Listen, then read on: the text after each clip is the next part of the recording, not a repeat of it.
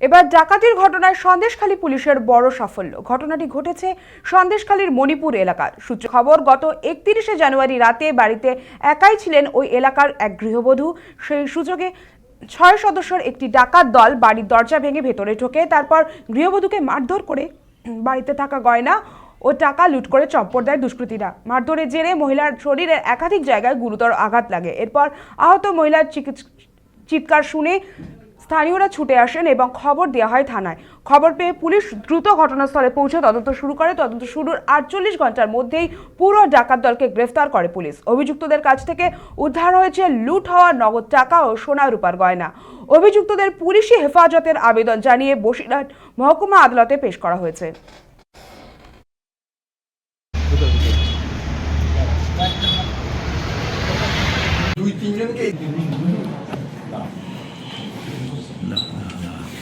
একই হবে, টেকনিক্যালি তো একই হবে, সবাই পাবে।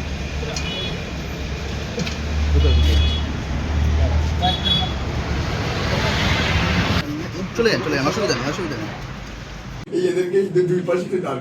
31 তারিখ 31/1/2026 শম্ভুনাথ মন্ডল বলে একজন ভদ্রলোক, তিনি সন্দেশখালীর জয়গোপালপুরে, মণিপুর জিপির আন্ডারে জয়গোপালপুরে থাকেন।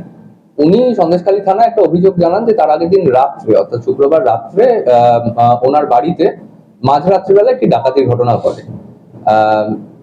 লোকজনকে ভয় দেখিয়ে বাড়িতে যা গোল্ড অর্নামেন্টস ছিল আর কিছু বিলঙ্গিংস, সেগুলো 3-4 জন লোক এসে ডাকাতি করে নিয়ে যায় বলে অভিযোগ করেন। অভিযোগের ভিত্তিতে আমরা একটা কেস লঞ্চ করি। যদিও ইনিশিয়ালি ওনারা কাউকে আইডেন্টিফাই করতে পারেননি, আননোনের এগেইনস্টে কমপ্লেন ছিল।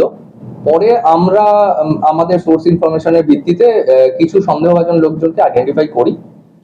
4 জন সন্দেহভাজনকে অ্যারেস্ট করা হয়: নীতিশ মণ্ডল, সঞ্জয় মণ্ডল, পঙ্কজ রয় এবং কমলেশ মিস্ত্রি।